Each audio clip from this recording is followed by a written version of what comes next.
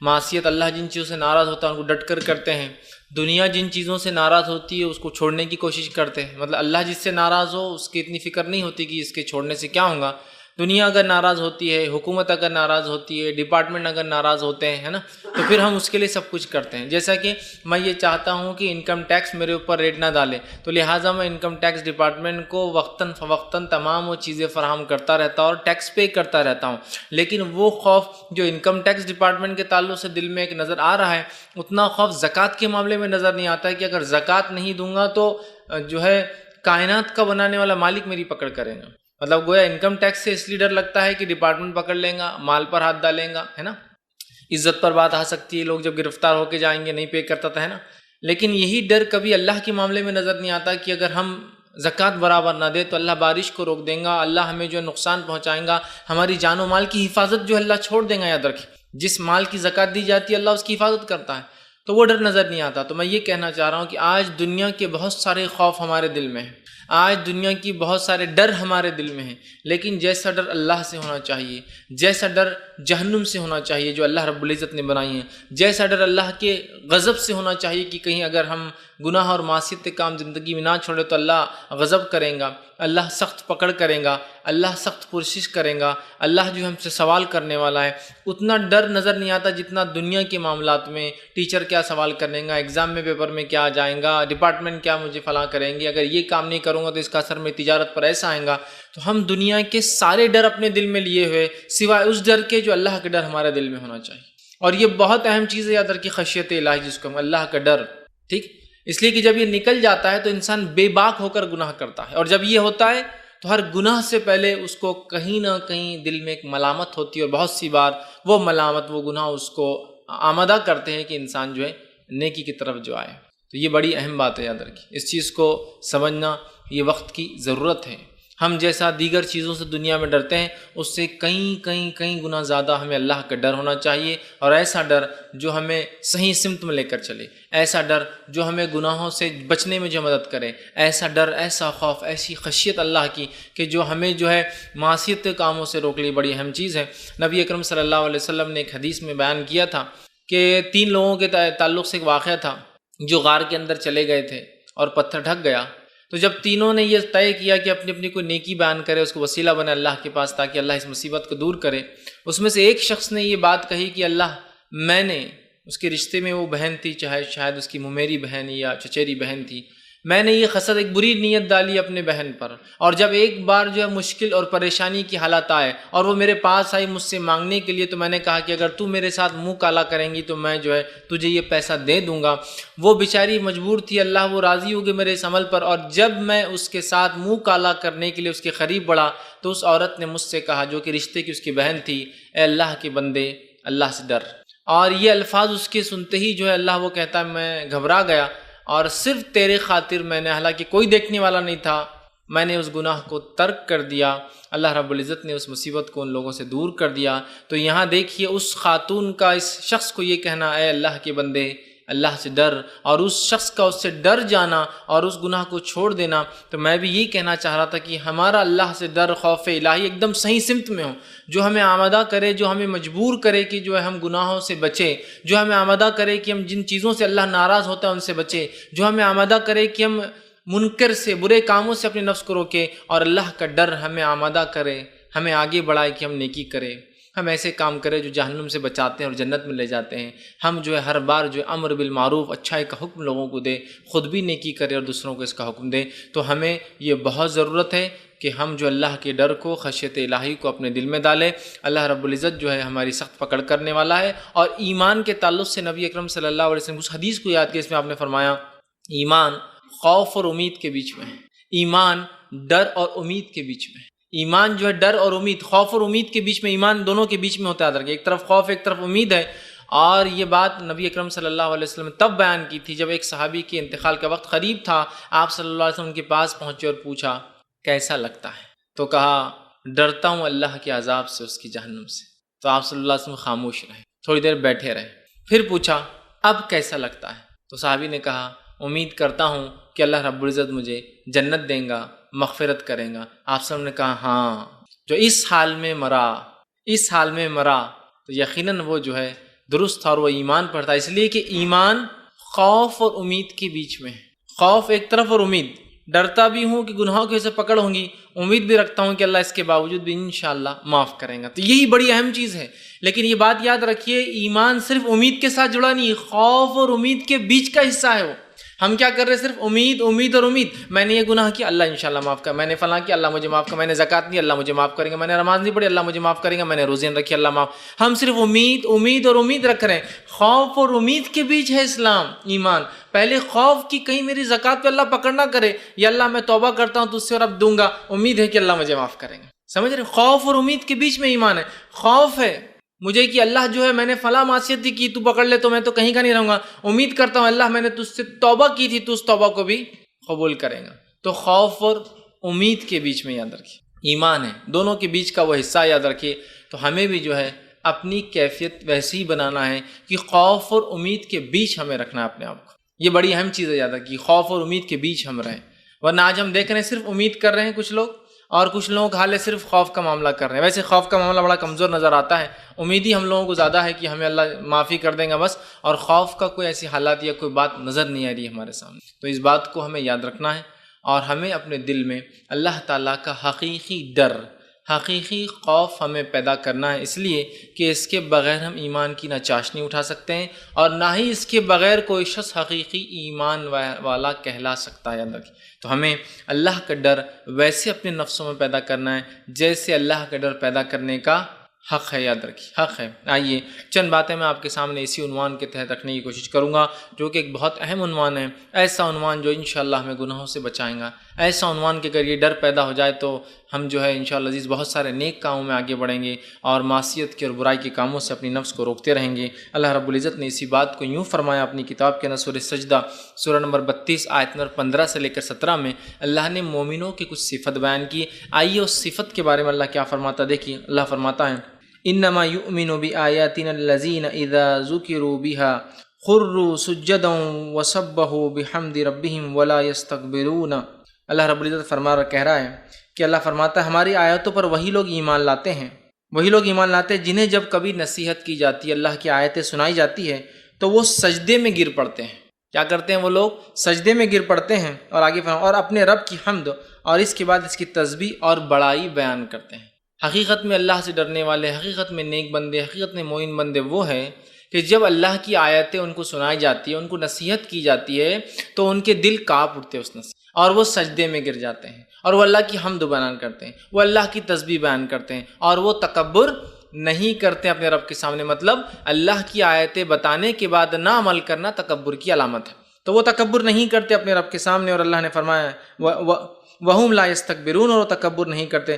تَتَجَافَ جُنُوبُهُمْ عَنِ الْمَضَاجِعِ، اور ان کے پہلو جو ہے وہ بستروں سے دور ہوتے ہیں، مطلب وہ راتوں کے وقت اللہ کی عبادت کرتے ہیں۔ دیکھیے ایک تو مومن کی صفت، آیتیں سنائی تو دل نرم ہو جاتا ہے، بات کو سن لیتے ہیں، تکبر نہیں کرتے، اور جیسی اللہ کی آیتیں سنائی جاتی ہے تو سجدے میں گر پڑتے ہیں اور اس کی بڑائی بیان کرتے ہیں، اس کی حمد و ثنا بیان کرتے ہیں۔ یہ ان کی صفت۔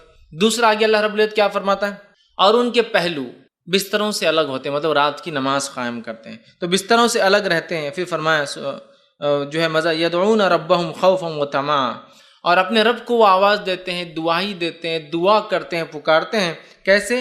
خوف اور امید کے ساتھ اپنے رب کو آواز دیتے ہیں، خوف اور امید کے ساتھ، چونکہ ایمان اس کے بیچ میں ہے۔ تو اللہ فرماتا ہے اپنے رب کو خوف اور امید کے ساتھ جو ہے پکارتے رہتے ہیں، اور پھر فرمایا وَتَمَامٌ وَمِمَّا رَزَقْنَاهُمْ يُنْفِقُونَ، اور جو کچھ اللہ نے دیا اس میں سے وہ جو ہے خرچ کرتے ہیں۔ پھر اللہ نے فرمایا فَلَا تَعْلَمُ نَفْسٌ مَّا أُخْفِيَ لَهُم مِّن قُرَّةِ عَيْنٍ، اور وہ نہیں جانتے، ان کی نفس نہیں جانتی کہ ان کے رب نے ان کی آنکھوں کی کیسی ٹھنڈک تیار کر رکھی ہے۔ مطلب جنت کی بات ہو رہی کہ وہ لوگ جانتے نہیں، حالانکہ ان کی آنکھوں نے دیکھا نہیں ہے کہ ان کے رب نے کیا ٹھنڈک تیار کر رکھی، پھر بھی وہ اللہ کی آیتوں پر نرم ہوتے ہیں، سن لیتے ہیں، سجدے میں گرتے ہیں، تکبر نہیں کرتے، راتوں میں نمازیں قائم کرتے ہیں، اللہ نے رزق دیا خرچ کرتے ہیں، خوف اور امید سے اللہ کو پکارتے ہیں۔ اللہ نے فرمایا اور وہ حالانکہ جانتے نہیں کہ ان کے رب نے ان کے لیے کیا تیار کر رکھا آنکھوں کی ٹھنڈک کے لیے، مطلب چونکہ غائب کی بات جنت ہے۔ جزاء بما كانوا يعملون، یہ بدلہ ہوگا ان لوگوں کا جو دنیا میں وہ کیا کرتے تھے۔ تو یہاں مومنوں کی جب صفت گنوائی تو ایک صفت گنوائی خوفوں، کہ وہ خوف کے ساتھ اپنے رب کو آواز دیتے پکارتے ہیں، خوف اور امید کے ساتھ اپنے رب کو پکارتے ہیں۔ ٹھیک، تو ہمیں بھی اس بات کو سمجھنا ہے کہ اللہ کا ڈر، خشیت الہی ایک بڑی اہم چیز ہے، اور اپنی نفسوں میں ہمیں پیدا کرنا ہے، اپنی اولاد کی تربیت اس پر کرنا ہے، اپنے آپ کو اس کے لیے تیار کرنا ہے، ورنہ اگر یہ پارٹ، یہ حصہ نکل گیا تو جس بے باکی سے آج دنیا کی محبت کا ہم اظہار کرتے ہیں، دنیا کے پیچھے بھاگ رہے ہیں، وہ کبھی ختم ہونے والی، یاد رکھیے، جب تک کہ ایک انسان اللہ کا ڈر حقیقی معنوں میں اپنے دل میں نہ ڈال لے، جیسا کہ صحابہ، تابعین، تبع تابعین کی ہم زندگی دیکھیں، سلف صالحین کی، حقیقت میں وہ اپنے رب سے ڈرنے والے تھے اور خوف اور امید کے ساتھ اپنی زندگی جیتے تھے۔ آج افسوس کی بات ہے، ہم صرف امید امید امید اور امید کے ساتھ جی رہے ہیں، جبکہ خوف اور امید دونوں کے بیچ میں ایمان ہے۔ خالی امید کے ساتھ ایمان جڑا نہیں ہے، خوف بھی ہو امید بھی ہو، اس دونوں کے بیچ میں ایمان ہے۔ تو ہم صرف جو ہے خوف کی بات، ہم ایمان کی بات مطلب جس کو کہیں گے، ہم صرف بات کریں امید کی، خوف بھی ہونا چاہیے۔ نبی اکرم صلی اللہ علیہ وسلم نے حدیث میں جو ہے اس تعلق سے اللہ کے ڈر، خشیت الہی کے تعلق سے بیان کیا، اور یہ جو ہے روایت جامع ترمذی کی ہے۔ آپ صلی اللہ علیہ وسلم نے فرمایا اور کہا، اللہ سے ڈرنے والوں کے تعلق سے حدیث ہے، اور یہ حدیث قدسی ہے۔ آپ صلی اللہ علیہ وسلم نے فرمایا اور کہا، اخرج من النار من ذکرنی یوما او خافنی فی مقام۔ اللہ رب العزت فرماتا اور کہتا ہے اخرج من النار، کہ اللہ رب العزت روز قیامت یہ حکم دیں گا فرشتوں کو، اخرج من النار، نکال لاؤ ان لوگوں کو جہنم کی آنکھ سے۔ حدیث قدسی مطلب، حدیث قدسی وہ حدیث ہوتی ہے جس میں اللہ کے رسول صلی اللہ علیہ وسلم سیدھا اللہ سے بیان کرتے ہیں، تمہارا رب بیان کرتا، اللہ نے بیان کیا۔ تو اللہ کیا بیان کر رہا ہے سنیے، کہ اللہ تعالیٰ روز قیامت حکم دیں گا کہ آگ میں سے نکال لاؤ فرشتوں، کن لوگوں کو، من النار ذکرنی یومن، جس نے مجھے یاد کیا ہو کبھی کسی دن، مطلب سچے دل سے۔ یاد تو ہم روز ہی کرتے ہیں اللہ کو، لیکن سچے دل سے نہیں ہے۔ قرآن بھی پڑھ رہے ہیں تو خیالات کہیں اور رہے، نماز بھی پڑھ رہے تو خیالات کہیں اور رہے، تسبیحات بھی پڑھ رہے تو سارے مسجد کا چکر لگا لے رہے کہ کون کیا کر رہا ہے، تو ہر چیز میں سچے دل سے جس نے مجھے ایک دن بھی یاد کیا ہو نکال لاؤ۔ اور آگے فرمایا یومن او اخافنی فی مقام، اور کبھی مجھ سے ایک بار ڈرا ہو اس کو بھی نکال کے لا لو جہنم سے۔ حقیقت میں کہ گناہ کرنے ہم جا رہے ہو، اور اس گناہ کے وقت اللہ کے ڈر کی وجہ سے گناہ چھوڑ دے، لوگوں کے ڈر سے نہیں، یا رشتہ دار کیا کہیں، نہیں، صرف ایک کوئی نہیں تھا، جیسا کہ اس آدمی کا واقعات کیے جو اپنی بہن کے ساتھ رشتے کی منہ کالا کرنا چاہتا تھا۔ وہ عورت نیک تھی لیکن مجبور تھی، اس نے آخر میں کہا جب آدمی بڑھنے لگا، اے اللہ کے بندے اللہ سے ڈر، اور وہ آدمی پیچھے ہٹ گیا۔ یہ اللہ کا ڈر ہے، یہ بڑی اہم بات ہے، یاد رکھیے، یہ بڑی اہم بات ہے۔ تو اللہ کا ڈر، یا پھر یوسف علیہ السلام کو یاد کیجئے، جب جو ہے اس عورت نے یوسف علیہ السلام کے ساتھ منہ کالا کرنا چاہا، جسے مصر کی جو ہے بیوی نے، تو یوسف علیہ السلام کو کوئی دیکھنے والا نہیں تھا، بس اللہ کا ڈر، خشیت الہی، کہ وہاں سے بھاگ کھڑے ہوئے اور اپنے آپ کو انہوں نے محفوظ کر لیا اس عورت سے، اللہ نے ان کو بچا لیا۔ تو یہ بڑی اہم چیز ہے، اللہ کا ڈر، خشیت الہی۔ کوئی نہیں دیکھ رہا مجھے، پھر بھی میں ڈرتا ہوں۔ تو ایک بار جس نے سچے دل سے یاد کیا ہو یا مجھ سے ڈرا ہو، لا ان کو بھی نکال لو جہنم سے باہر۔ مطلب وہ لوگ جن کے اعمال کی کمزوریوں سے، گناہوں کے باعث وہ جہنم میں چلے جائیں گے، ایک وقت جہنم کی سزا بھگت لیں گے، اس کے بعد ایک آواز دی جائیں گی کہ نکال لو ان لوگوں کو بھی جہنم سے، چونکہ اللہ کو تو بہانے چاہیے اپنے، کہ تو اللہ تعالیٰ اپنے بندوں کو سزا دینے کے لیے تھوڑی پیدا کیا ہے اس نے، وہ تو بہانے ڈھونڈتا ہے کہ کیسے کیسے ان کی مغفرت کر دو، ان کو معاف کر دو۔ تو آواز لگا جائیں گی، نکال لو جن لوگوں نے مجھے کبھی یاد کیا ہو، اور نکال لو ایسے انسان کو جس نے جو ہے میرے سے کبھی ڈرا ہو، اس کو نکال کے لاؤ۔ تو دیکھیے اللہ کا ڈر کتنی اہم چیز، اور یہ حدیث قدسی تھی۔ اسی طرح ابن حبان، صحیح ابن حبان کی ایک اور روایت ہے، اور یہ بھی حدیث قدسی ہے۔ اللہ کے ڈر کے تعلق سے اتنی ساری باتیں قرآن حدیث میں آتی ہے، اس کو جمع کرنا ہی ممکن نہیں۔ یہ بھی حدیث قدسی ہے، دیکھیے آپ کیا فرماتے ہیں، اور یہ صحیح ابن حبان کی روایت ہے، خشیت الہی کا اس میں دیکھیے کیسا معاملہ ہے، اور اللہ کے رسول صلی اللہ علیہ وسلم فرماتے ہیں، اللہ فرماتا ہے، کیا فرماتا ہے، غور سے سنیے۔ اللہ فرماتا ہے وَعِزَّتِي، قسم ہے میری عزت کی۔ کون قسم کھا رہا ہے؟ اللہ تعالیٰ اپنی عزت کی قسم کھا رہا ہے، جو سب سے زیادہ باعزت ذات ہے، اور وہی ذات ہے جس سے تمام لوگوں کو عزت اور شرف دنیا میں ملتا ہے نا۔ ہم دنیا میں عزت کے الگ الگ پیمانے بناتے، کوئی مالداری، حسب، نسب، خاندان، عزت کے وہ پیمانے نہیں، پیمانہ یہ ہے کہ اللہ جس کو عزت دیتے بس وہی عزت والا ہے۔ وَعِزَّتِي، اللہ کہہ رہا ہے، تو عزت کی قسم ہے میری، خود اللہ اپنی قسم کھا رہا ہے کہ میری عزت کی قسم ہے، لا اجمع علی عبدی خوفین و امنین، میں کبھی بھی اپنے بندوں پر 2 خوف اور 2 امن کو ایک ساتھ جمع نہیں کروں گا۔ سبحان اللہ، کیا معنی 2 خوف اور 2 امن کو اللہ ایک ساتھ جمع نہیں کریں گا؟ آگے خود اللہ رب العزت اپنے نبی کو بتا رہا ہے حدیث قدسی میں کیا معنی ہے۔ اللہ فرماتا ہے اذا اخافنی فی الدنیا، جو دنیا میں مجھ سے ڈرا، تو اللہ فرماتا دنیا امنتہ یوم القیامہ، تو میں اس کو قیامت کے دن امن دے دوں گا۔ پھر آگے فرمایا وَإِذَا أَمِنَنِي فِي الدُّنْيَا، اور جس کو دنیا میں امن دے دیا، اخفتہ فی الآخرہ، تو اس کو میں خوف دوں گا آخرت میں۔ اس کا کیا معنی ہے؟ معنی یہ ہے جو انسان دنیا میں اللہ سے ڈرتا رہا اور برائی سے رکتا رہا تو آخرت میں امن میں رہیں گا، اور جو انسان دنیا میں اللہ سے بے باک ہو کر جو چاہے کرا، مطلب دنیا کی زندگی امن سے گزار لیا، تو آخرت میں اللہ کا خوف اس کو ملے گا۔ میں دو خوف اور دو امن کو کسی بندے پہ اللہ فرمانا جمع نہیں کروں گا۔ جو دنیا میں خوف سے جی آخرت میں امن ملیں گا، جو دنیا میں امن سے جی آخرت میں خوف ملیں گا۔ یہ امن سے مراد دنیا میں من چاہا کام کیا تو آخرت میں جو ہے ڈریں گا، وہ جہنم میں جائیں گا، اور دنیا میں مجھ سے ڈر ڈر کر عمل سے رکتا رہا برے کاموں سے تو جنت میں امن کے ساتھ رہیں گا۔ تو اللہ رب العزت دو امن اور دو خوف کو اپنے بندے پر جمع نہیں کرتا ہے۔ تو دنیا میں ڈر گیا، آخرت میں نکل گیا، کامیاب ہو گیا۔ دنیا میں نکل گیا کہ جو چاہے کیا، آخرت میں ڈر گیا، سمجھ رہے ہیں؟ اور آخرت کا ڈر جہنم ہے، اور دنیا کا ڈر عمل کرنے کا دل تو چاہتا ہے، لیکن اللہ نے چونکہ منع کیا نہیں کر سکتا، بس یہ ہے۔ بہت سے لوگ بولتے ہیں اللہ نے یہ دل میں ڈالنا ہی نہیں تھا بات گناہ کی، کتنا مزہ آتا تھا نا۔ تو جب دل میں گناہ کی بات رہتی نہیں تو پھر نیکی اور بدی کا معاملہ ہی کہاں ہوتا، اور جنت جہنم کا فیصلہ ہی کیوں کرتا؟ اللہ فرشتوں کے ساتھ ہم کو پیدا کرتا، بولتا جاؤ تم بھی گھومتے رہو بس۔ یہ ایک اللہ نے ایسا کیوں کیا، کیوں ہم کو پیدا کیا، یہ اس کی مرضی تھی، واللہ عالم، یہ ہم نہیں جانتے۔ اور مالک سے غلام کو کوئی حق نہیں ہے پوچھنے کا، سوائے اس کے کہ مالک خود بتا دے کہ بھائی کیوں میں نے کیا یہ، لیکن ہم کو حق نہیں چیلنج کرنے کا۔ اب کام یہ ہے کہ ہم پیدا کر دیے گئے ہیں، جو کہا جا رہا ہے بس عمل کیا جائے، بس ختم، یہ اب کام ہے ہمارا۔ اب ہم سوچیں گے نہیں اللہ نے ہم کو خامخواہ پیدا کر دیا، اب ہم سے سوال کریں، نہیں، ہو گیا۔ اب جو بتایا جا رہا ہے وہ کرنا ہے، کیوں کیا وہ بعد میں اللہ تعالیٰ کا فضل ہوگا ہم پہ رحم کی، بتا دے نہ بھی بتائے تو اس کی مرضی، سمجھ رہا بات کو؟ تو پیدا کر دیا، اب کام کرنا ہے ہم کو، اچھے نیکی کرنا ہے، یاد رکھیے۔ تو یہاں دیکھیے کہ اللہ تعالیٰ نے جس کو دنیا میں جس نے خوف کھایا تو ہم دیکھیے خشیت الہی کی اہمیت، آخرت میں امن میں رہ گیا، اور دنیا میں جس نے موج مستی کر لی، منمانی کر لی، دنیا کی زندگی گزار لی اس کے مطابق اچھی، تو آخرت میں اس کو بہت ڈرنا پڑے گا اپنے رب سے۔ تو دو خوف اور دو امن کبھی جمع نہیں کرتا اللہ تعالیٰ ایک بندے پر۔ صحیح بخاری کی ایک روایت ہے، اور اس روایت کے اندر بھی دیکھیے ایک شخص کا خوف الہی، اللہ کا ڈر، اللہ سے جو وہ ڈرتا تھا، گاڈ فیئرنگ تھا وہ، اس ڈر نے اس کے ساتھ کیا کیا ذرا سنیے۔ صحیح بخاری کی روایت ہے، ابو ہریرہ رضی اللہ عنہ حدیث کے راوی فرماتے نبی اکرم صلی اللہ علیہ وسلم نے فرمایا کہا کہ تم سے پہلے زمانے میں ایک شخص تھا، اس شخص کی جب موت کا وقت قریب آیا تو اس نے اپنے بیٹوں کو بلا کر کہا جب میں مر جاؤں تو مجھے جلا دینا، جلا کے میری راکھ کو پیسنا اور مختلف پہاڑوں پر مختلف زمین پہ جا کر اس کو ہوا کے ساتھ اڑا دینا۔ کیوں؟ تو آگے وہ کہتا ہے جلا دینا اور میری راکھ پیس کر ہوا میں اڑا دینا، اللہ کی قسم اس نے مجھ پر اگر گرفت کی تو مجھے سخت سزا دیں گا، اور ایسی سزا کہ کسی کو اس نے نہیں دی ہوں گی۔ بیٹوں سے کیوں کہا اس نے مجھے جلا کے اڑا دینا؟ کہ اللہ کی قسم میں نے اتنے گناہ کیے زندگی میں کہ اللہ میری مرتے ہی گرفت کریں گا، اور ایسی سخت گرفت کریں گا میرے گناہوں کی وجہ سے کہ جیسی گرفت اس نے کسی کی آج تک کی ہی نہیں ہوں گی۔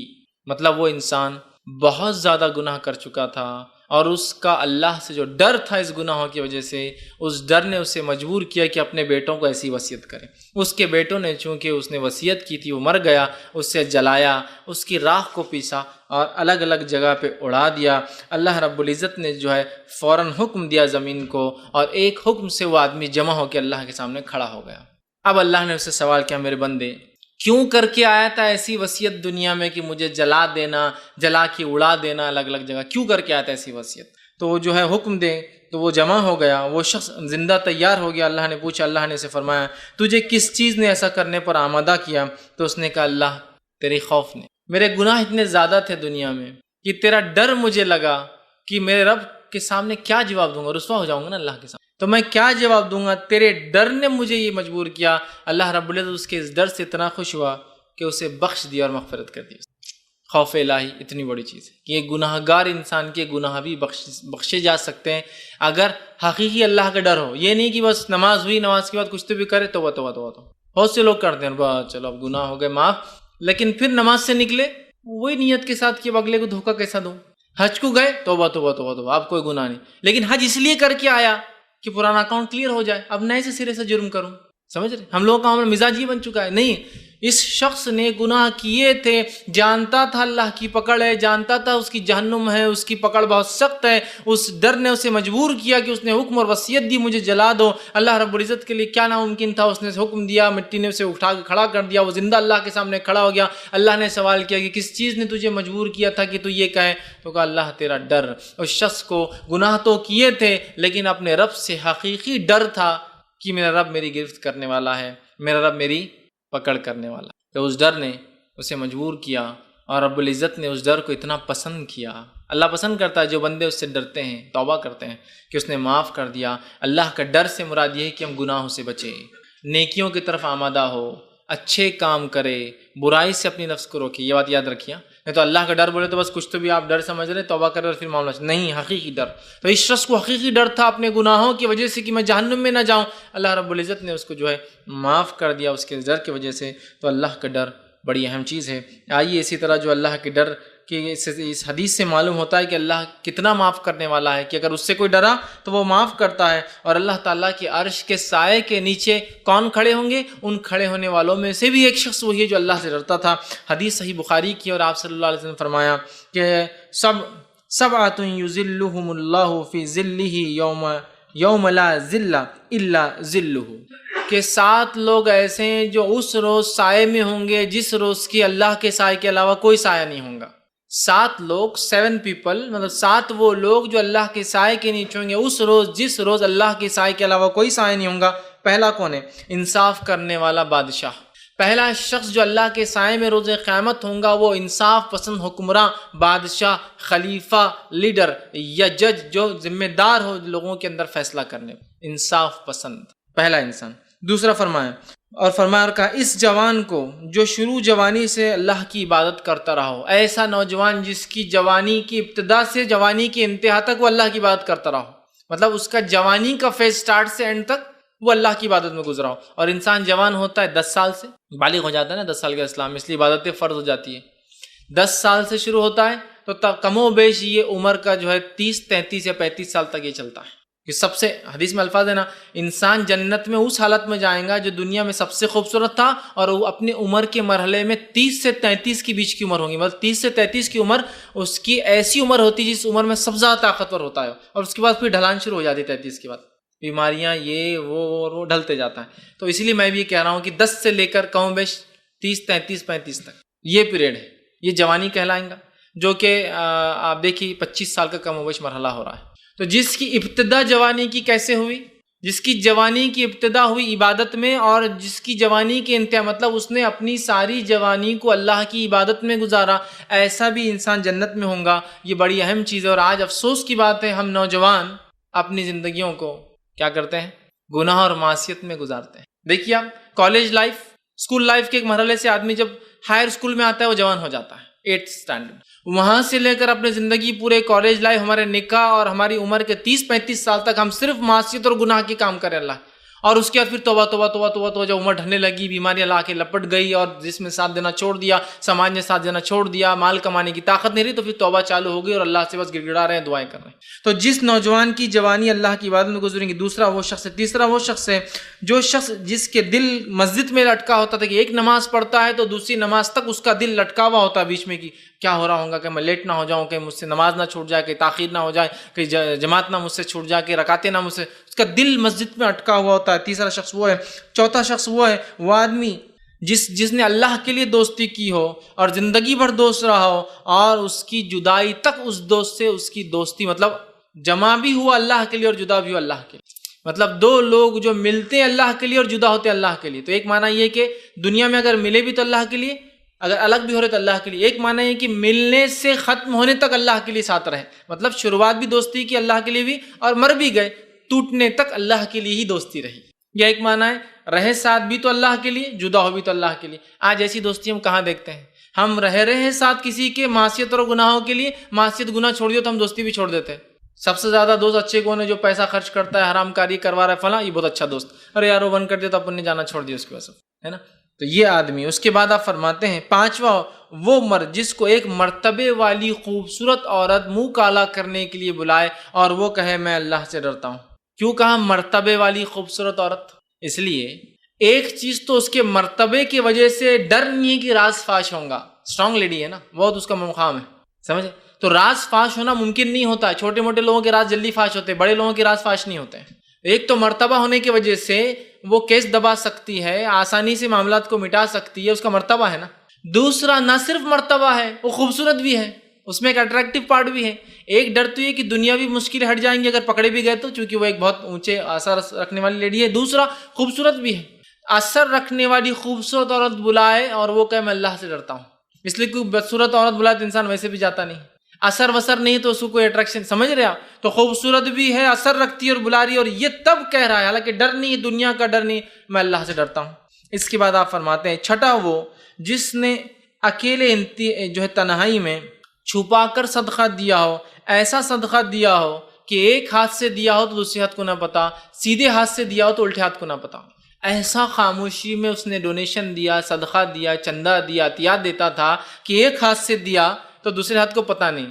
اس کا یہ ہرگز معنی نہیں کہ ایک ہاتھ چھپا کر دینا ہے. معنی یہ ہے کہ اس نے جب دیا تو کوئی شہرت نہیں چاہی, کوئی نام نہیں چاہا, کوئی ریاکاری نہیں تھی, کوئی نہیں چاہتا تھا کہ وہ سلام کرے جھک کر کہ مجھے زکوٰۃ چندے صدقات دیتے ہیں, کچھ نہیں, دے دیا, معاملہ ختم ہو گیا. اور ساتواں وہ انسان عرش کے سائے میں ہوگا. آپ سے فرماتے ہیں اور کہتے ہیں وہ شخص جس نے اکیلے میں تنہائی میں اللہ کو یاد کیا ہو اور اس یاد کرنے سے اس کی دونوں آنکھیں بہہ پڑی ہو, دونوں آنکھوں سے آنسو نکلا ہو. 7 لوگ جو اللہ کے سائے میں ہوں گے جس دن کوئی سائے نہ ہوگا. آخری 7واں انسان وہ ہے جو اللہ کے ڈر سے رویا ہو. ٹھیک, حدیث کے الفاظ ہے وہ شخص جس نے اکیلے تنہائی میں اللہ کو یاد کیا تو اس کی دونوں آنکھیں بھیگ گئی, بہہ پڑی. اور یہاں دیکھیں حدیث کے الفاظ, اکیلے تنہائی میں رویا ہو. اجتماعیت میں آدمی بہت رو لیتا ہے. مثال کے طور پہ کسی کا انتقال ہوا ہو تو آپ دیکھیے ہر تھوڑی دیر میں ایک لہر آتی غم کی اور رونے کی. جب کوئی نئے رشتہ دار انٹروڈیوس ہوتے جاتے ہیں تو اتنی دیر سب کو رونا آتا. اب وہیں کوئی آدمی اکیلا کھڑے رہ کر رو نہیں دیکھیں گے آپ کو کوئی. اکیلے رونا یہ آدمی کو تبھی آ سکتا ہے جب وہ بے انتہا اور بے لوث کسی سے محبت کرتا ہے انتقال پر.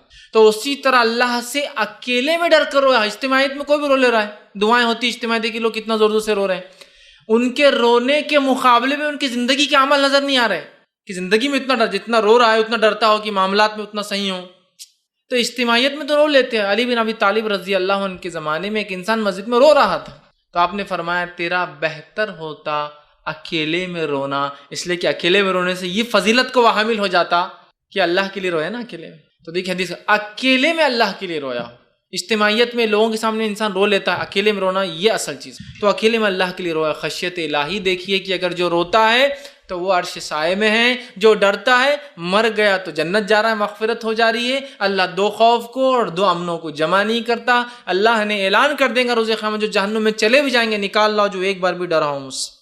کتنی فضیلتیں خشیت الہی کی, اللہ کے ڈر کی, اور اس کے ڈر کی بنیاد پر اپنے اعمال کو تبدیل کرنا ضروری ہے, ورنہ صرف ڈر کی بات ہو رہی ہے, اعمال ویسے ہی چل رہے ہیں. ڈر کا معنی ہی تو یہ ہے. اسی طرح جو ہے مستدرک حاکم کی جو ہے ایک روایت ہے, اللہ کے رسول صلی اللہ علیہ وسلم فرماتے اور کہتے ہیں من ذکر اللہ ففاضت عیناہ من خشیت اللہ حتی اصیب الارض من دموعہ لم یعذب یوم القیامہ. دیکھیے حدیث کیا آپ فرماتے ہیں, جو اللہ کو یاد کرے, اللہ کے خوف سے اتنا روئے کہ اس کی آنکھیں جو اس کے آنسو زمین پر گر پڑے تو قیامت دن اسے عذاب نہیں ہوگا. جو انسان اللہ کے ڈر سے روئے اور ایسا روئے کہ اس کے آنسو زمین پر گر پڑے, ایسے شخص کو اللہ رب العزت روز قیامت عذاب نہیں دیں گا. کتنی باتیں آ رہی ہے اللہ کے ڈر کے لیے. مغفرت کے وعدے, مغفرت کی جا رہی ہے. جہنمیوں کو صرف ڈر کی وجہ سے نکالا جا رہا ہے, عرش کے سائے میں صرف ڈر کی وجہ سے رکھا جا رہا ہے.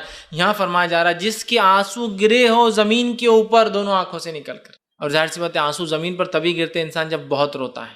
جیسا صحابہ کا معاملہ دیکھیے, عمر ابن خطاب رضی اللہ عنہ کے تعلق سے آتا ہے کہ آپ اتنا روتے تھے خوف سے, خبر کے عذاب سے, آخرت کی ہولناکیوں سے, کہ آتا ہے کہ آپ کے آخر وقت میں عمر کے دونوں آنکھوں کے پاس جو ہے 2 لکیریں بن گئی تھی جس سے آنسو کنٹینیو گرنے کی وجہ سے.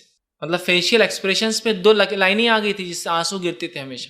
عثمان ابن عفان رضی اللہ عنہ کے تعلق سے آتا ہے اتنا کثرت سے روتے خبر کے پاس جب بھی بیٹھتے, چونکہ خبر سٹارٹ ہے, سوال جواب شروع ہو رہے ہیں, اللہ کا ڈر ظاہر سی بات انسان کو فرسٹ فیز میں ہو رہا ہے, تو اتنا روتے تھے کہ آپ جب روتے تھے خبر کے پاس تو آپ کے آنسو سے داڑھی بھیگ کر داڑھی سے جو ہے آنسو نیچے ٹپکتے. یہی معنی ہے حدیث کا.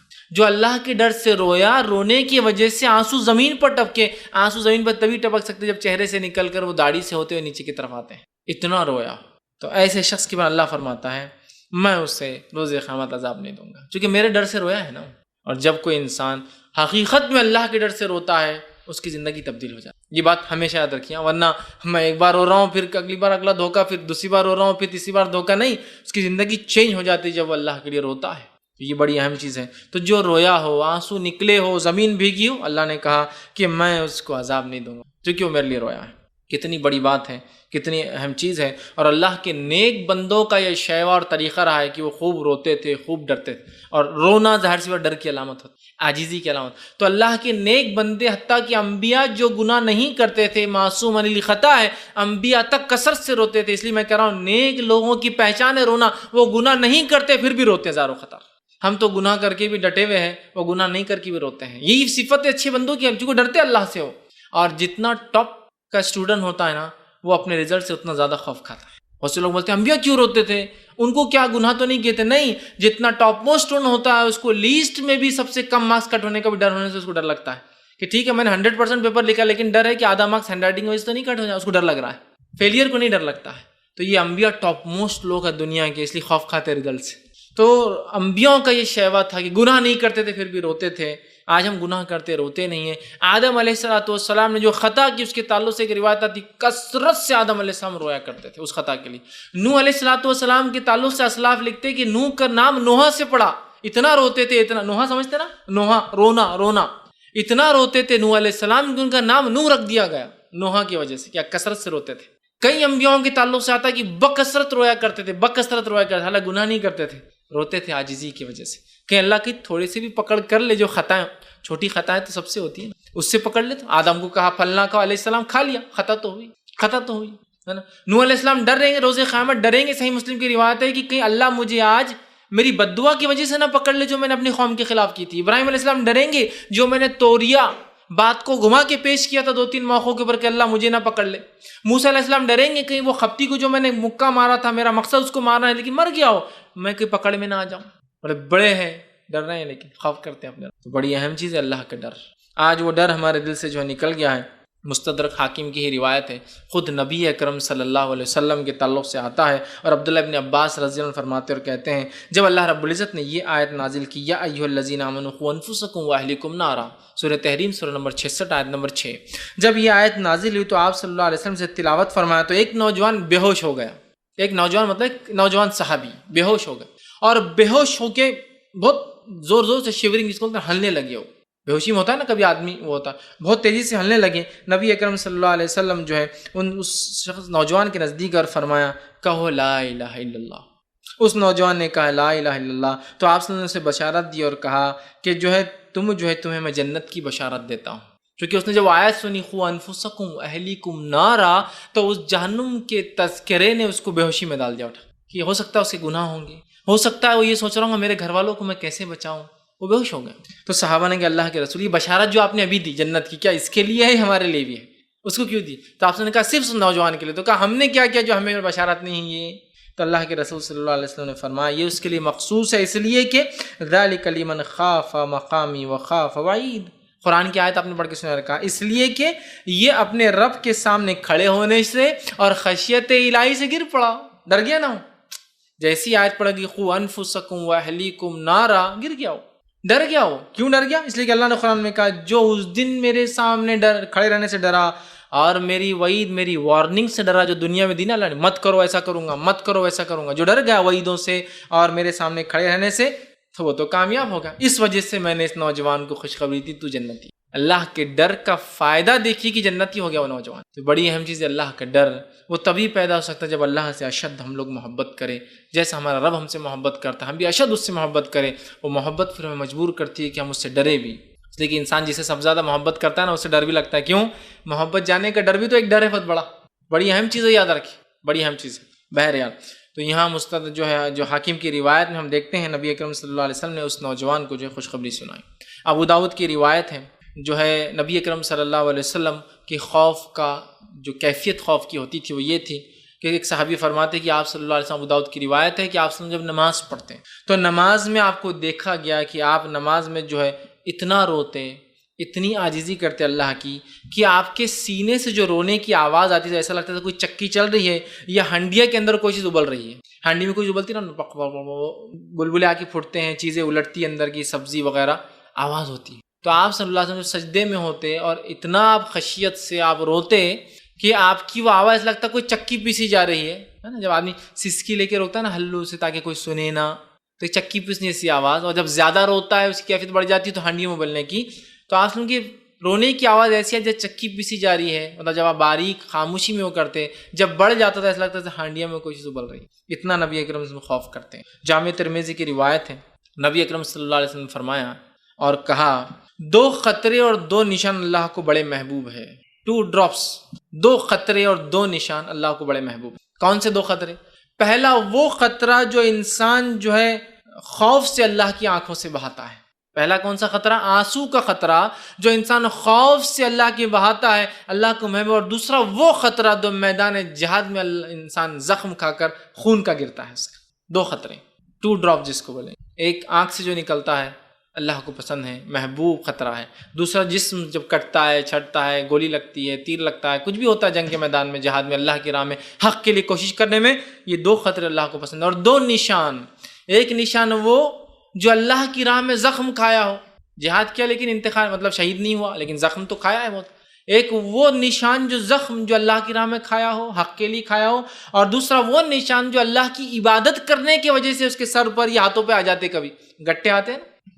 انسان جب عبادت کرتا ہے، رف چادروں پر بیٹھتا ہے، عبادت کرتا ہے تو گٹھے آ جاتے. کبھی سر پر آتا ہے، پیر کے کونے پر آتا ہے، جو پیر آپ سجدے قیام کے اندر مطلب قاعدے میں نیچے رکھتے ہیں تو انسانی جس میں نشان بن جاتے، گٹھے بن جاتے.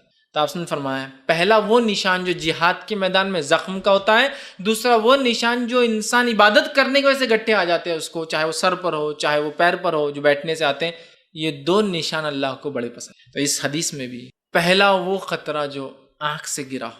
تو یہاں بھی دیکھیے خوف الہی کی اہمیت. بہت پسند ہے اللہ کو یہ خطرہ، اتنا پسند ہے کہ مغفرت کر دیتا اللہ، اس کے معاف کر دیتا. ایک بار بھی کیا ہوں گا اور گناہ گار جہنم میں جائیں گا. لیکن یاد رکھیے توحید پرست ہونا تمام چیزوں کے لیے شرط ہے. توحید نہیں ہے تو پھر یہ تمام یہ جو ایک خطرہ بھی بایا ہو، یہ سب کچھ کام نہیں آنے والا ہے. زندگی بھر بھی روتے رہو تو کام نہیں آئے. توحید کے بعد ہمارے بہت سارے لوگ خوف الہی کا ایسا اظہار کرتے ہیں کہ دیکھ کر رشک ہوتا ہے، لیکن ان کی جب عقیدے کو دیکھتے ہیں تو وہ شرک کرتے ہیں. تو یہ شرک کرنے کی بنیاد پہ تھوڑی خوف الہی فائدہ دینے والا ہے. توحید پرست ہونا شرط ہے. بہرحال دیکھیے آپ یہ خطرہ اللہ کو، یہ خطرے بہت، جس میں یہ بھی آتا ہے سلف صالحین، صحابہ، تابعین، تابع تابعین اس قدر اللہ کا خوف رکھتے تھے کہ دنیا کی ساری چیزیں ان سے خوف رکھتی تھی.